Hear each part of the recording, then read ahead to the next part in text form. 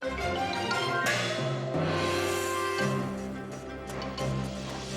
Chine ancienne, un monde mythique, un pays où se côtoient des monstres légendaires, d'affreuses sorcières et des traîtres de toutes sortes.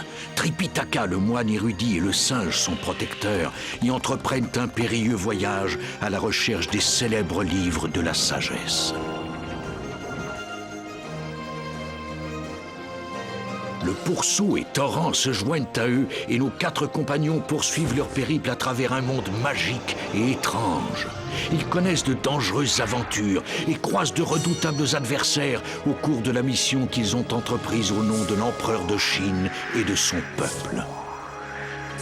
La légende du singe roi, un des plus beaux récits qui nous soit parvenu de Chine. Une expédition comparable à nulle autre. Épopée vers l'ouest.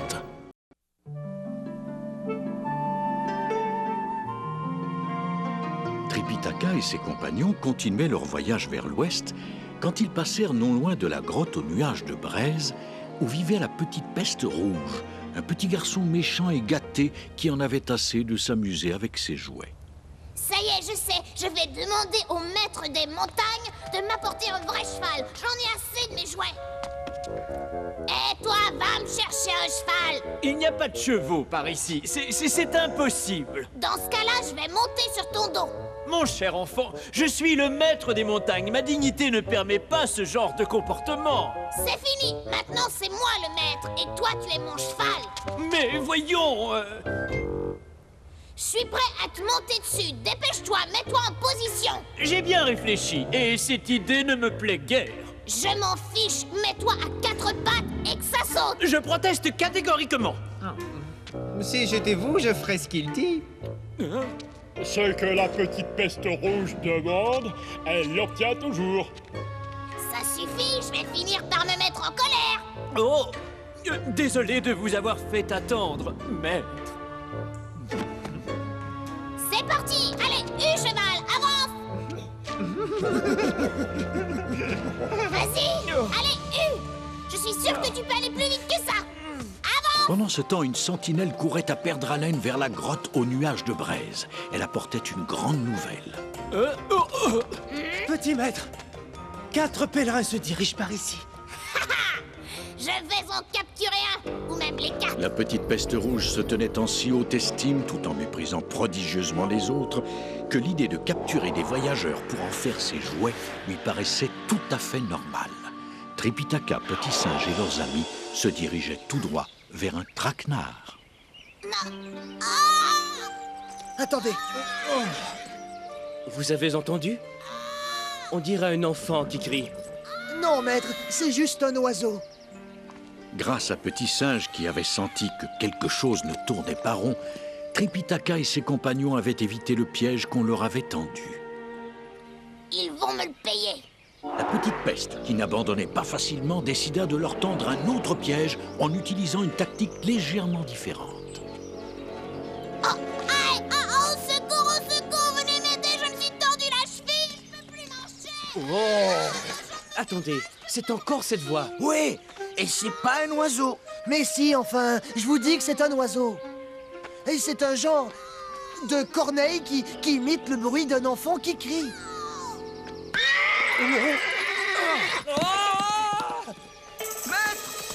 Ne craignez rien, maître, nous sommes là. Une fois de plus, le plan de la petite peste rouge avait échoué. Mais qu'est-ce qu'il faut que je fasse pour attirer leur attention? Tripitaka finit par calmer son cheval et ses compagnons le rattrapèrent. Mais ils avaient à peine repris leur souffle que la voix se fit entendre à nouveau. À l'aide! Des bandits m'ont attaché à cet arbre! Je vois, y avait-il des témoins? Non, il y en avait pas, mais j'ai été attaqué, je vous le jure, je suis pas le genre de petit garçon qui invente des histoires! Tu n'as rien à craindre maintenant. Je t'en prie, Pourceau, détache cet enfant. Attends. D'abord, explique-moi pourquoi des bandits s'intéresseraient à toi, hein? C'est mon trésor qui les intéressait! Ah oui? Ils voulaient te voler ton trésor? C'est ce que je viens de te dire! Je serais curieux de savoir ce que t'avais qui valait la peine d'être volé. C'en est assez, petit singe. Va, Pourceau, détache cet enfant, il a assez souffert. Je parie que c'est le fils de gens riches qui seront si contents de revoir leur chérubin qu'ils vont nous offrir un magnifique festin. Oh, j'en ai déjà l'eau à la bouche. Oh non, je peux pas marcher. J'ai mal aux jambes. Petit, voudrais-tu monter à cheval avec moi? Non, parce que j'ai très peur des chevaux. Veux-tu le prendre sur ton dos? Oh non, non, pas lui. Il est bien trop gros, il me fait trop peur. Dans ce cas, qui veux-tu choisir? Je vais monter sur le dos du singe. Si tu insistes, je vais te porter. Ça me fera un immense plaisir. Mais tu sais quoi? Je t'aurai à l'œil. Arrête, tu me fais mal. T'as intérêt à tenir, hein? Je comprends pas ce que tu veux dire. Allons-y, poursuivons notre chemin. Mais maître... Cela suffit, plus un mot. Allez, en avant.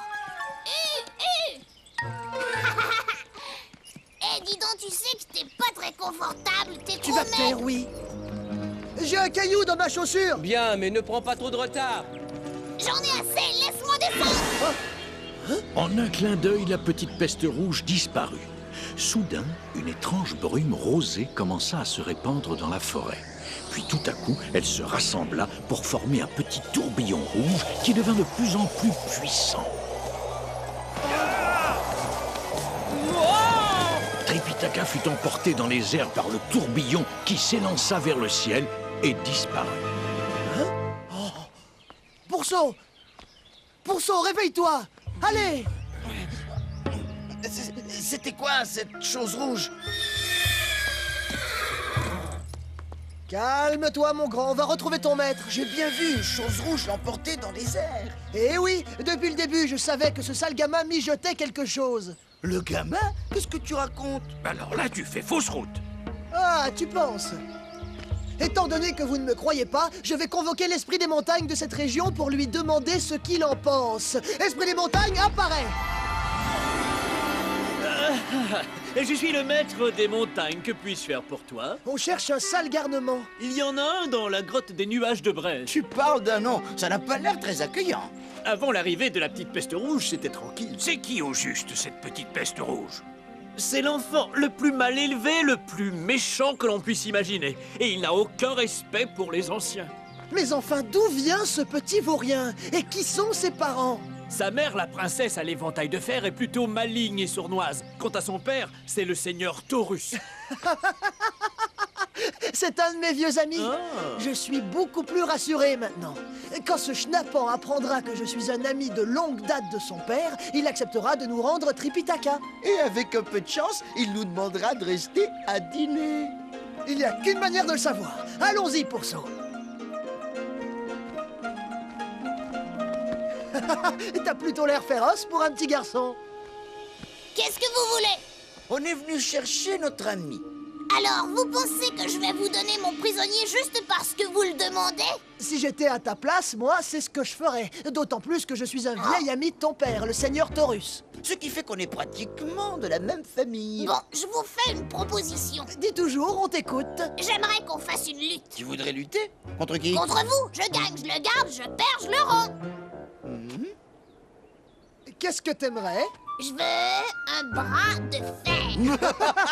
Un bras de fer contre lui? Je te le dis tout de suite, t'as aucune chance. Si j'étais toi, mon garçon, j'y réfléchirais. C'est tout réfléchi et surtout, souvenez-vous, si vous perdez, le moine sera mon prisonnier pour toujours. Alors? À toi l'honneur. D'accord, je vais te régler ça en un clin d'œil. Mais la petite peste rouge allait-elle jouer franc jeu? Et que venait faire cet étrange et superbe papillon tout à coup au-dessus de leur tête? Très vite, Pourceau se rendit compte que son adversaire était bien plus fort qu'il ne le paraissait. Pourtant, petit à petit, il commença à prendre le dessus. Attention, je vais gagner. Ah, t'y crois? Oh.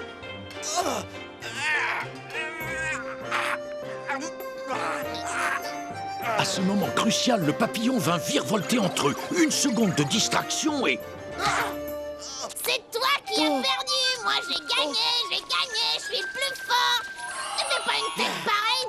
Je t'ai battu sans tricher, espèce de vieille branche. À moi. C'est parti. Cette fois, la lutte était plus difficile pour la petite peste. Il avait à peine récupéré ses forces. Mais Petit Singe avait fort à faire avec un tel adversaire. Heureusement, l'espoir de retrouver Tripitaka lui donnait du courage. Tu ne gagneras pas. C'est ce qu'on verra. Vas-y, petit singe, tu vas l'avoir. La petite peste se rendit compte qu'il n'y avait qu'un moyen pour battre le singe. Tricher. Désespérément, il essaya d'échafauder un plan. Hé, regarde qui vient là.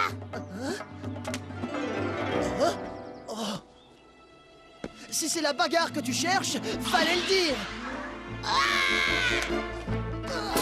La petite peste était un adversaire redoutable, mais le singe était déterminé à sauver son maître. Attention, petit singe.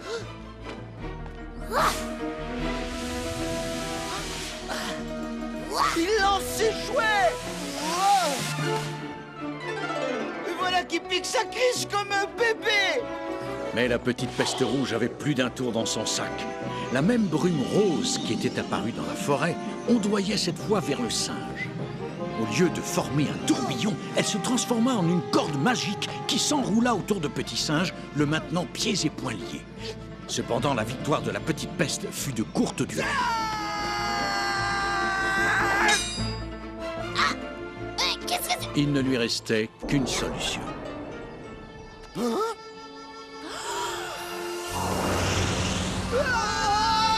Voyant le jeune garnement cracher du feu tel un dragon, nos deux amis s'enfuirent à toutes jambes.